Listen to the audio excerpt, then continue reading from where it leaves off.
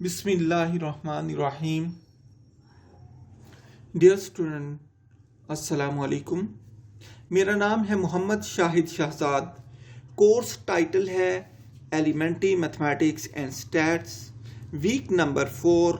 Topic जो आज हम स्टडी करेंगे वो है basic operations on set. Basic operation on sets कौन कौन से हैं? आज हम यूनियन और इंटरसेक्शन की बात करेंगे। ठीक है, तो सबसे पहले यूनियन और इंटरसेक्शन से पहले मैं आपको बताता जाऊं कि यूनिवर्सल सेट क्या होता है। ठीक है, यूनिवर्सल सेट क्या होता है? The superset of all the sets under discussion is called universal set और यूनिवर्सल ऑफ डिस्कोर्स। ठीक है, देखिए सुपर सेट क्या होता है मैं आपको बताता हूं कि A is equal to 1 2 3 4 5 6 7 8 9 and 10। ठीक है, उसके बाद B है मेरे पास, B है 2 4 6 8 10। ठीक है, और C है मेरे पास 1 3 5 7 9। ठीक है, और मेरे पास D है 2 5 6। अब देखिए ये तमाम सेट, इनके एलिमेंट, बी के तमाम एलिमेंट भी इसके अंदर है। 2 इसमें है, 4 इसके अंदर है, 6 इसके अंदर है, 8 इसके अंदर है, 10 इसके अंदर है। 1 को देखिए 1 इसमें है, 3 इसमें है, 5 इसमें है, 7 इसमें है और 9 भी इसके अंदर है। उसके बाद 2 की बात करें, 2 इसमें है, इसमें भी है, तब 5 इसमें भी है, 6 इसमें भी है, इसमें भी है। लिहाजा ऐसा सेट जो सबसे बड़ा हो और बाकी तमाम सेट के तमाम एलिमेंट उस सेट के अंदर मौजूद हो, वो इन तमाम सेट का सुपर सेट कहलाता है। ठीक है, लिहाजा A is superset of B, set B and set C and set D. तो यही मैंने यहाँ पर बात की है। The superset of all the sets under discussion is called universal set और universal of discourse. Universal set is usually denoted by U. Universal set को हम यू से डिनोट करते हैं। For example, suppose our discussion is about 2 set. Suppose हम 2 सेटों की बात करते हैं। एक सेट जो है हमारे पास सेट ऑफ नेचुरल नंबर है और दूसरा सेट जो है सेट ऑफ इंटीजर है। इन दोनों में देखिए कौन सा सेट बड़ा है? जेड सेट बड़ा है, क्योंकि इसके अंदर तमाम नेचुरल नंबर भी मौजूद है। लिहाजा जो सेट ऑफ इंटीजर है ये सुपर सेट है। As Z is superset on N, so here Z will be considered as universal set. लिहाजा हमने कहा जो जेड है ये यूनिवर्सल सेट कंसीडर्ड होगा। ठीक है, उसके बाद हम बात करते हैं यूनियन ऑफ 2 सेट्स की। 2 सेट का यूनियन कैसे लेते हैं? Union of 2 sets A and B is defined as the set of elements which belong to A or B. The set of element which belong to A or B. तो ऐसा set जिसके अंदर A के element हों और B के element हों, ठीक है, उसे हम क्या कहते हैं? हम यूनियन ऑफ 2 सेट्स कहते हैं। जब हम इसका यूनियन लेते हैं तो हम एलिमेंट को कंबाइन करके लिख देते हैं, लेकिन जो एलिमेंट रिपीट हो रहा होता है वो एक ही बार लिखा जाता है।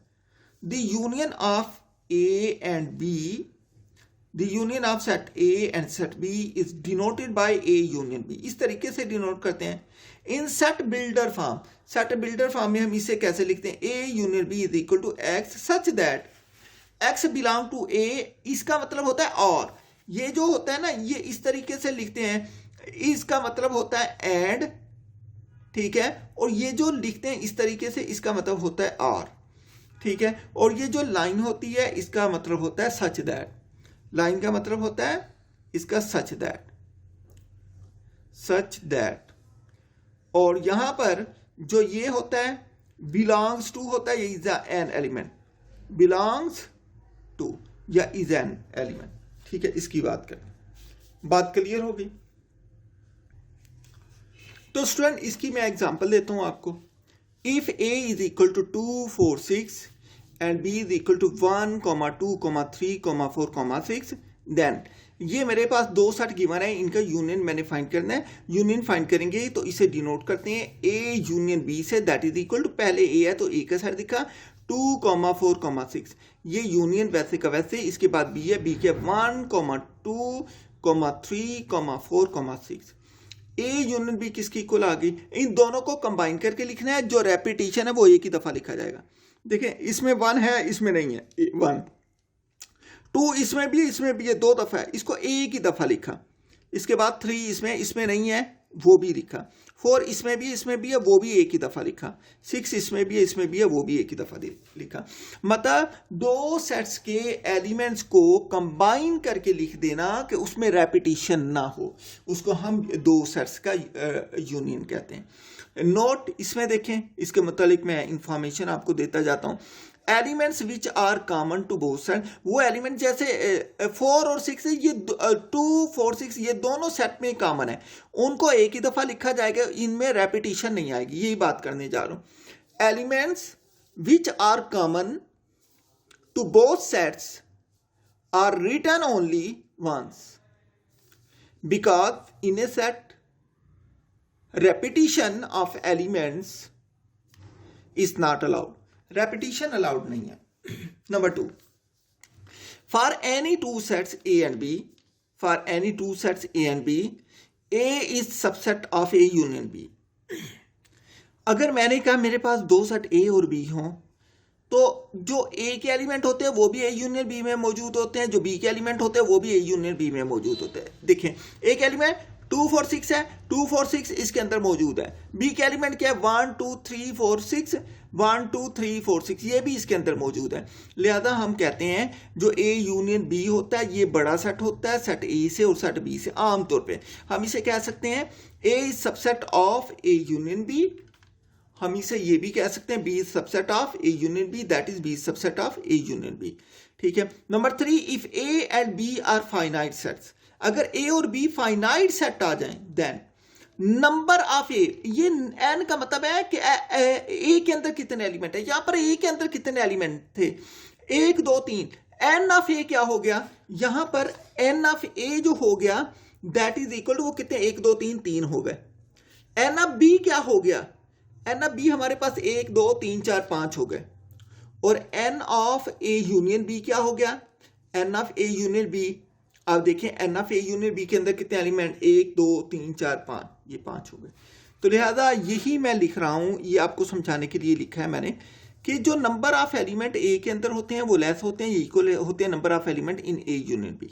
ठीक है। अब देखिए यहां पर एन ऑफ ए के अंदर 3 एलिमेंट है, n of A union B के अंदर 5 एलिमेंट, इसलिए लेस आर इक्वल टू लिखा। इक्वल कब आया, बी के लिए इक्वल आ गया। यहां पर देखिए मैंने कहा ज्यादा से ज्यादा ए जो होता है ये सबसेट होता है यूनियन बी का, इनके नंबर ऑफ एलिमेंट बराबर भी हो सकते हैं लेकिन अदरवाइज ए के नंबर ऑफ एलिमेंट कम होंगे और ए यूनियन बी के ज्यादा होंगे। देखिए यहाँ पर एन ऑफ ए के एलिमेंट 3 और N of A union B के एलिमेंट 5, लिहाजा एन ऑफ ए कम हो गया, N of A union B बड़ा हो गया। लेकिन जब एन ऑफ बी की बात करते हैं, एन ऑफ बी के कितने एलिमेंट है इसके अंदर, एन ऑफ बी के एलिमेंट 5 थे, 5, n of A union B के एलिमेंट 5, इसमें दोनों बराबर हो गए। तो लिहाजा मैं लिखता हूं कि n of A less or equal to n of A union B and n of B less or equal to n of A union B. ठीक है। Intersection of two sets, two sets के intersection की बात करते हैं।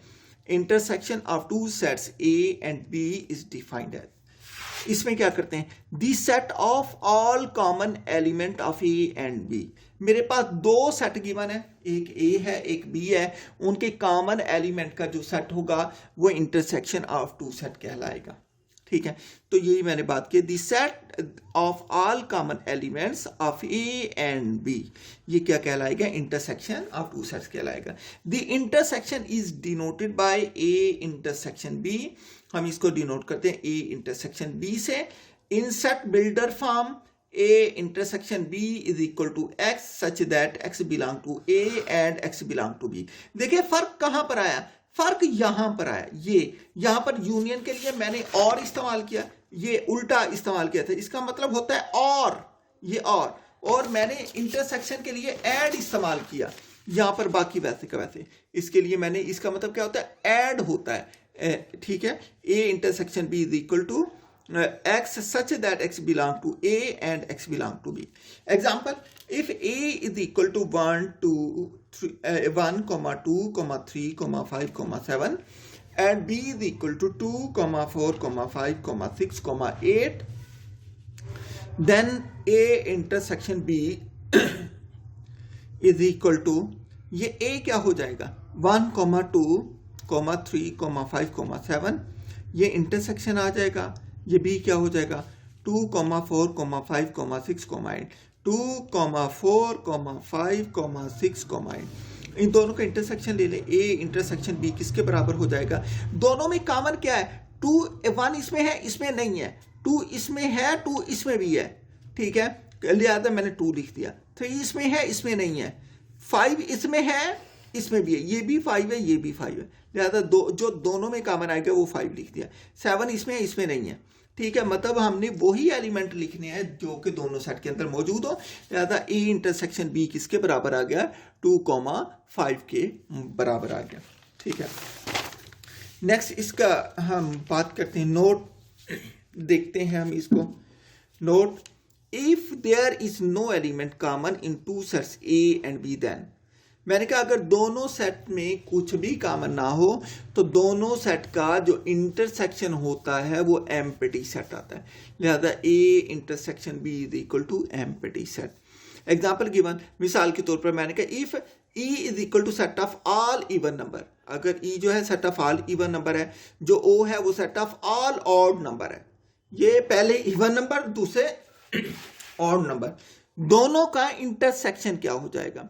दोनों का intersection empty set हो जाएगा, ठीक है। Number 2, for any two sets A and B, A intersection B subset of A. यहां पर देखें ए यूनियन बी जो था ये बड़ा सेट था, जो ए इंटरसेक्शन बी होगा ये छोटा सेट होगा, लिहाजा छोटा सेट ही बड़े का सबसेट होता है। इसमें हम लिखेंगे for any two sets A and B, A intersection B is subset of A, लिहाजा हम लिखेंगे that is A intersection B is subset of A, या A intersection B is subset of B, मतलब ये दोनों का सबसेट होगा क्योंकि जो भी एलिमेंट ए इंटरसेक्शन बी के अंदर आएंगे वो कॉमन आएंगे, that is A intersection B is subset of B.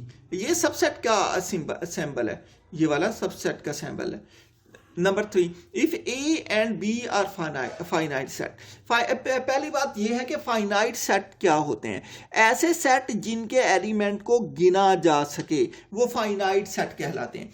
तो लिहाजा इसके लिए मैं कहता हूं if A and B are finite sets then n of a intersection b less or equal to n of a, मतलब a इंटरसेक्शन b के number of element हमेशा कम होंगे, a के बराबर हो सकते हैं या ज्यादा हो सकते हैं। n of number of element of a intersection b less or equal to n of b, number of element of b। Next है जी डिसजॉइंट सेट्स। डिसजॉइंट सेट क्या होता है? Two sets a and b are set to be disjoint set if they have no common element. अगर कोई से दो set हैं उनमें कोई भी एलिमेंट कॉमन नहीं है, मतलब दोनों सेटों का इंटरसेक्शन जो है वो एम्प्टी सेट है, तो हम उन दोनों सेट्स को डिसजॉइंट सेट्स कहेंगे। आगे मैंने इसके एग्जांपल भी दूंगा, यही बात मैंने की। Two sets A and B are set to be disjoint set if they have no common element, और if the intersection of two sets A and B is the empty set, ठीक है, then they are disjoint sets, तो उनको हम क्या कहेंगे? Disjoint set कहेंगे। Example है जी A is equal to 2, 4, 6 and B is equal to 3, 5, 7।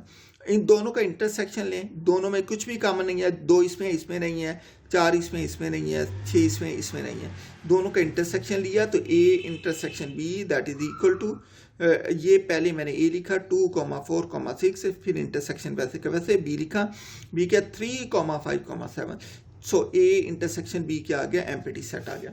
Note, if A and B are finite, if A and B are finite disjoint sets, then number 1, तो क्या होता है? इन दोनों के एलिमेंट कितने हैं? दोनों डिसजॉइंट सेट हैं, तो इंटरसेक्शन B के एलिमेंट कोई नहीं है, तो मैंने लिखा number of element of A intersection B is equal to 0। या मैक्सिमम क्या हो सकते हैं? यूनियन में हो सकते हैं। यूनियन लेंगे तो हम कहेंगे number of element A union number of B is equal to number of A plus number of B के बराबर हो जाता है, ठीक है। नेक्स्ट है जी प्रॉपर्टीज ऑफ यूनियन, और इसके बाद मैं बात करूंगा प्रॉपर्टीज ऑफ इंटरसेक्शन की। इसके बाद मैं इन प्रॉपर्टीज के कुछ प्रूफ करवाऊंगा। ठीक है, सबसे पहले हम बात करते हैं प्रॉपर्टीज ऑफ यूनियन। तो नंबर 1, कम्यूटेटिव प्रॉपर्टी। यूनियन की कम्यूटेटिव प्रॉपर्टी क्या होती है? A union B is equal to B union A, इसे कहते हैं commutative property. Number 2, associative property. Associative property में 3 सेट होते हैं। इसमें हम इसे लिख सकते हैं A union into B union C is equal to, पहले मैंने पहले को अलग रखा, अब पहले 2 को कंबाइन कर दूंगा, ए यूनियन बी, और आखिरी को अलग कर दी, यूनियन सी आ गया। It is associative property. Number 3, distributive property of union over intersection. Distributive property of union over intersection, A union into B intersection C. ये डिस्ट्रीब्यूटिव प्रॉपर्टी है। तो इसमें पहले बाहर यहां पर पहले क्या है? यूनियन आया, बाद में क्या है? इंटरसेक्शन। इसलिए पहले यूनियन लिखा है, दरमियान में इंटरसेक्शन। तो ए यूनियन को पहले बी के साथ लिखा, तो ये आ गया यूनियन बी, ये इंटरसेक्शन वैसे का वैसे। फिर ए यूनियन सी को मैंने अलग लिखा, ए यूनियन सी आ गया। इसको कहते हैं डिस्ट्रीब्यूटिव प्रॉपर्टी। अब हम बात करते हैं properties of intersection. Properties of intersection की बात करते हैं। Number 1, commutative property. Commutative property क्या है जी? A intersection B is equal to B intersection A. वो यूनियन के लिहाज से था तो दरमियान में यूनियन, ये इंटरसेक्शन के लिहाज से दरमियान में intersection. Associative property of intersection, तो इसमें ये 3 सेट थे, सब में यूनियन था, इसमें 3 सेट है, सब में इंटरसेक्शन है। A intersection into B intersection C is equal to A intersection B intersection C. Distributive property of intersection over union, यहां पर क्या था? Distributive property of union over intersection. यहां पर पहले यूनियन बाद में इंटरसेक्शन, यहां पर पहले इंटरसेक्शन बाद में यूनियन। तो इसलिए पहले, क्योंकि पहले इंटरसेक्शन आया, तो ए इंटरसेक्शन इंटू बी, बाद में यूनियन आया, तो यहां यूनियन सी। तो इसमें हमने क्या लिखा? A intersection into B, A intersection into B, ये यूनियन वैसे का वैसे A intersection into C, A intersection into C आ जाएगा। ठीक है, तो ये हमारे पास प्रॉपर्टीज थी। अब हम इन प्रॉपर्टीज का प्रूफ करते हैं। मेरा पर्पज आपको आइडिया देना है, बाकी प्रूफ मैं चंद करवाऊंगा, उसके बाद बाकी आप कर सकते हैं। तो इसमें पहले मैं पहली प्रॉपर्टी इसकी प्रूफ करूंगा यूनियन की। ठीक है, कम्यूटेटिव प्रॉपर्टी ऑफ यूनियन, उसके बाद कम्यूटेटिव प्रॉपर्टी ऑफ इंटरसेक्शन की प्रूफ करूंगा। यहां से आपको आइडिया आता चला जाएगा। तो इसकी state and prove commutative property of union. ये स्टूडेंट आप ये जो है अगर सेट दिए हों तब भी प्रूव की जा सकती है, सेट से प्रूव करना आसान है। लेकिन अगर लेफ्ट हैंड साइड लेके राइट हैंड साइड लेके दोनों को बराबर करके देख लेते हैं। लेकिन अगर आपको सेट नहीं गिवन तो फिर आप जनरली मैथमेटिकली इस तरीके से आप इसको प्रूव करते हैं। तो इसमें मैंने क्या कहा? मैंने कहा प्रूफ के अंदर मैंने इसकी लेफ्ट साइड ली, मैंने कहा लेट एक एलिमेंट मैंने इस साइड का ले लिया, x belong to A union B. देखिए यूनियन के लिए और इस्तेमाल होगा और इंटरसेक्शन के लिए एंड इस्तेमाल होगा, ये बात याद रखें। यूनियन के लिए और इस्तेमाल करूंगा और इंटरसेक्शन के लिए एंड इस्तेमाल करूंगा। यूनियन के लिए और इंटरसेक्शन के लिए एंड। तो यहां पर देखें, यहां पर मैंने लिखा let x belong to A union B. Union है, इसका मतलब एक्स बिलोंग करता है या ए को बिलोंग करता है, यूनियन की जगह आर आ जाएगा, एक्स बिलोंग टू बी। इसका मतलब ये इसका जो एलिमेंट दिया इसका मतलब वो दोनों सेटों में से किसी एक में हो सकता है। इसलिए मैंने यहां पर आर की बात की है, एक्स बिलोंग टू ए और एक्स बिलोंग टू बी। लिहाजा इसके बाद मैंने क्या किया? दूसरी तरफ बी यूनियन सी है, ये मालूम करना मैंने। तो मैंने क्या किया? मैंने इसको उलट दिया, मैंने इसको पहले लिखा एक्स बिलोंग टू बी पहले, एक्स बिलोंग टू ए बाद में, दरमियान में और। ठीक है, इसके बाद मैंने क्या किया? इन दोनों को दोबारा और को खत्म किया और मैंने दोबारा इसको लिख दिया x belong to B union A. यहां पर मैंने लिखा x belong to B union A.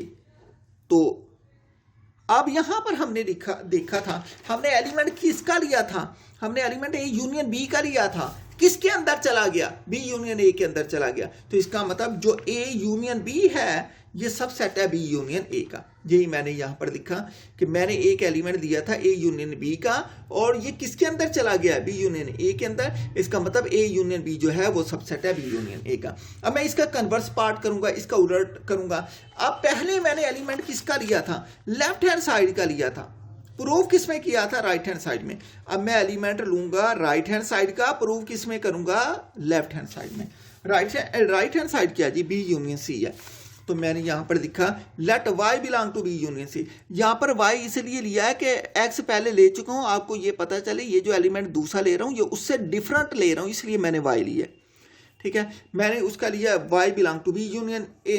तो इसको मैंने लिखा b जो y बिलोंग करता है b को करता है, दरमियान में यूनियन है, इस यहां पर r लगाया and y belong to a लिखा। इसके बाद मैंने क्या लिखा? ये जो y बिलोंग टू a पहले लिखा और वैसे का वैसे y बिलोंग टू b बाद में लिखा। इन दोनों को कंबाइन कर दिया, y बिलोंग टू a इसकी जगह यूनियन लिखा, ये b वैसे का वैसे। तो अब हमने एलिमेंट किसका लिया था? बी यूनियन ए का, किसके अंदर चला गया? ए यूनियन बी के अंदर चला गया। तो लिहाजा मैंने लिखा क्योंकि मैंने एलिमेंट बी यूनियन ए का लिया था और ये किसके अंदर चला गया? ए यूनियन बी के अंदर चला गया। इसका मतलब ये हुआ कि बी यूनियन ए जो है वो सबसेट है किसका? ए यूनियन बी का। लिहाजा स्टूडेंट आप जानते हैं अगर ए यूनियन बी सबसेट था बी यूनियन ए का और बी यूनियन ए सबसेट है ए यूनियन बी का, तो इसका मतलब बाय 1 एंड 2 ये दोनों बराबर हो गए। From 1 and 2 we conclude that A union B is equal to B union A. लिहाजा ये पहली प्रॉपर्टी प्रूफ होगी, कम्यूटेटिव प्रॉपर्टी। अब मैं ये कम्यूटेटिव प्रॉपर्टी इंटरसेक्शन की प्रूफ करने जा रहा हूं, बिल्कुल वैसे है जैसे मैंने ये किया है, सिर्फ फर्क क्या है? यहां पर यूनियन की जगह आर इस्तेमाल किया, यहां पर इंटरसेक्शन की जगह एड इस्तेमाल करूंगा। ठीक है, यहां पर देखिए क्वेश्चन है state and prove commutative property of intersection. Intersection की कम्यूटेटिव प्रॉपर्टी मैंने प्रूव करनी है। तो स्टूडेंट इसकी स्टेटमेंट पहले लिखें। स्टेटमेंट क्या है? A intersection B is equal to B intersection A. तो मैंने सबसे पहले एक एलिमेंट दिया इसके लेफ्ट हैंड साइड का, let x belong to A intersection B, इसका एलिमेंट दिया। तो इसका मतलब ये क्योंकि इंटरसेक्शन के जब एलिमेंट लेते हैं इसका मतलब ये दोनों सेटों के अंदर मौजूद होता है। तो मैंने यहाँ पर लिखा x belong to A intersection की जगह and x belong to B आ गया।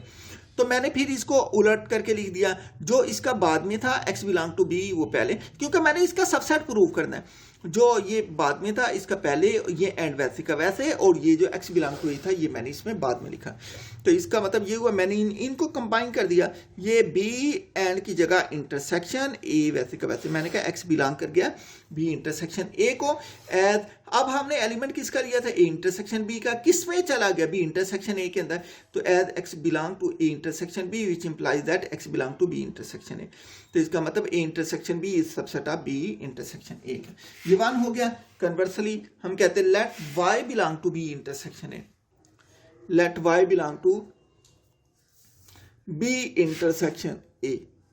ठीक है, अब मैंने इसका उलट लिया, पहले मैंने लेफ्ट हैंड साइड का एलिमेंट दिया था, अब राइट हैंड साइड का। Let y belong to b intersection a, तो y belong to b intersection की जगह and y belong to a, which implies that ये क्या हो जाएगा? y belong to a and y belong to b। तो इन दोनों को कंबाइन करें, ये क्या हो जाएगा? y belong to a intersection b, ये इसमें चला गया। तो अब हमने एलिमेंट किसका लिया था? b इंटरसेक्शन a का लिया था। ठीक है, और चला किस में गया है? चला किस में गया है? a इंटरसेक्शन b के अंदर। हमने कहा क्योंकि हमने एलिमेंट लिया था b इंटरसेक्शन a का, which implies that y belong to a intersection b। लिहाजा ये हम कहते हैं कि ये जो है ये भी सबसेट हो जाएगा। ठीक है, लिहाजा ये सबसेट हो गया। सो b intersection a is subset of a intersection b।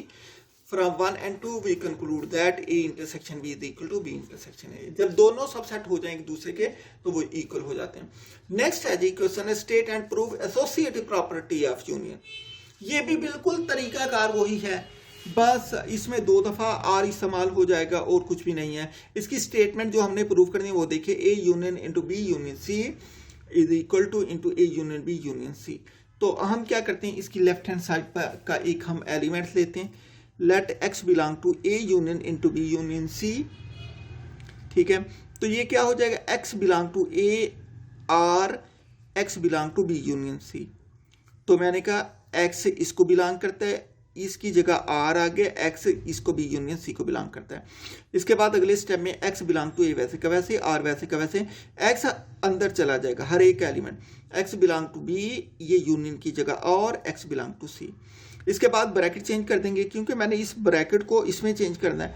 तो मैं यहाँ पर लिखूंगा x बिलोंग टू a और x बिलोंग टू b, ये क्लोज कर दी और x बिलोंग टू c इसको अलग कर दिया ताकि मैं ये ला सकूं। तो इसको मैंने कंबाइन किया, x बिलोंग टू a और की जगह यूनियन ये b वैसे का वैसे और x बिलोंग टू c। अब इन दोनों को कंबाइन करता हूँ, x belong to a union b, इसकी जगह यूनियन c आ गया। तो अब हमने एलिमेंट किसका लिया था, एलिमेंट हमने इसका लिया था a union b union c में, ये किस में चला गया a union b union c में। तो इसका मतलब as x belong to a union into b union c which implies that x belong to a union b union c। तो ये क्या हो गया, सबसेट हो गया। So a union into b union c is subset of a union b union c। It is fun. अब हम next करते हैं कन्वर्सली। कन्वर्सली में हम क्या करते हैं, लेट y बिलोंग टू, अब मैं इसकी राइट हैंड साइड के एलिमेंट दूंगा, पहले लेफ्ट ली थी, ये लेफ्ट ली थी, अब राइट दूंगा। अब मैंने कहा let y belong to a union b union c, बिल्कुल यही स्टेप करने हैं which implies that y belong to a union b, ये यूनियन खत्म किया, r आ गया, y बिलोंग टू c। अब ये r एक के साथ चला जाएगा, y belong to a union की जगह r, y belong to b और y बिलोंग टू c। ये क्या हो जाएगा, y बिलोंग टू a और y belong to b c। अब मैंने इससे ये बनानी है तो मैंने इनको ब्रैकेट को इन दोनों पे शिफ्ट कर दिया, y बिलोंग टू b और y बिलोंग टू c।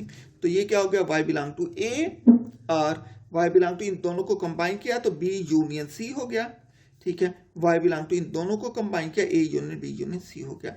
तो एज, क्योंकि हमने एलिमेंट किसका लिया था, a union b union c का, प्रूव किसका कर दिया है, a union into b union c का। इसका मतलब y belong to a union b union c which implies that y belong to a union into b union c। तो ये क्या हो गया, ये सबसेट हो गए फ्रॉम 1 and 2, ये दोनों एक दूसरे के सबसेट हैं। From 1 and 2 we conclude that a union into b union c, a union into b union c is equal to a union b union c। लिहाजा ये दोनों एक दूसरे के इक्वल हो गए। नेक्स्ट है जी, सिमिलरली आपने खुद प्रूव करना है, इंटरसेक्शन वाला आपने खुद प्रूव करना है, यूनियन का मैंने करवा दिया, ये आपने खुद करना है। नेक्स्ट क्वेश्चन है, state and prove left distributive law of union over intersection. Left मैं करवा रहा हूँ, राइट आपने खुद करना है, ठीक है जी। प्रूफ इसकी स्टेटमेंट लेफ्ट की क्या है, a union into b union c is equal to, ये पहले दोनों के साथ आ जाएगा, a यूनियन b, इंटरसेक्शन दरमियान में a यूनियन इंटू c आ गया। हम लेफ्ट हैंड साइड का एलिमेंट देंगे, let x belong to a union into b union c। तो अब यहाँ पर यूनियन आएगा, वहां पर और आएगा, जहां पर इंटरसेक्शन आएगा वहां पर एंड आएगा। तो ये मैंने लिखा x बिलोंग टू a और x belong to b union c। If x belong to a, अगर x a को बिलोंग कर जाए, देन मतलब x a को बिलोंग कर जाए, अब मैं इसको दूसरे पे शिफ्ट करना है। मैंने कहा अगर x a को बिलोंग कर जाए तो इसका मतलब है x a यूनियन b को भी बिलोंग कर जाएगा और x a यूनियन c को भी बिलोंग कर जाएगा, क्योंकि एक एलिमेंट है a, इसमें भी है इसमें भी है, यूनियन के अंदर कंबाइन हो जाते हैं। इसका मतलब x जब a को बिलोंग कर गया तो x a यूनियन b को भी बिलोंग कर गया और x a यूनियन c को भी बिलोंग कर गया। तो अगर ये इनको बिलोंग कर गया तो हम कहते हैं x बिलोंग कर गया किसको, a यूनियन b, इन ये एंड की जगह इंटरसेक्शन a यूनियन c, ये आ गया। तो मैं कहता हूं if x belong to b inter, अब मैं इसकी बात कर रहा हूं, अगर x b इंटरसेक्शन c को बिलोंग कर गया, पहले मैंने ये x a को बिलोंग करवा के इधर ले गया इसको, अब मैं इंटरसेक्शन को लेने जा रहा हूं। x अगर बिलोंग कर जाए b इंटरसेक्शन c को, तो इसका मतलब क्योंकि b इंटरसेक्शन c को बिलोंग करके, इसका मतलब x b के अंदर भी है, x c के अंदर भी है, then x belong to b and x belong to c। ये b x belong to b, ये एंड की जगह, ये इंटरसेक्शन की जगह and x belong to c, ये आ गया। विच इंप्लाइज दैट, इसका मतलब ये हुआ कि x a यूनियन b को भी बिलोंग कर गया और x a यूनियन c को भी बिलोंग कर गया, तो इन दोनों के इंटरसेक्शन को भी x बिलोंग कर जाएगा। लिहाजा ये मैंने उसको प्रूफ कर दिया, लिहाजा मैंने इधर इसका एलिमेंट लिया और उधर प्रूफ कर दिया। As x belong to a union into b intersection c implies that x belong to a union b intersection a union c. So a union into b intersection c is subset of a union b intersection a union c. It is found. Conversely, let y belong to a union b intersection a union c. अब मैं conversely इसका element दूंगा और इसके अंदर ले जाऊंगा, इसके अंदर प्रूफ करूंगा। तो let y belong to a union b intersection a union c, तो इसका मतलब y बिलोंग कर गया a यूनियन b को भी, ये इंटरसेक्शन है, यहां पर एंड आ गया, y बिलोंग कर गया a यूनियन c को भी। अच्छा, देयर आर टू पॉसिबिलिटीज, यहाँ पर दो पॉसिबिलिटीज हो सकती हैं क्योंकि यूनियन है ना, इसका मतलब ये है, हो सकता है कि जो वाई एलिमेंट है वो ए के अंदर हो, और ये भी हो सकता है वाई एलिमेंट ए के अंदर ना हो, तो किसके अंदर होगा, बी और सी के अंदर होगा। ठीक है, तो यहां पर पहली पॉसिबिलिटी मैं लेता हूं, if y belong to a, then अगर वाई ए को बिलोंग कर गया then y belong to A union into b intersection C.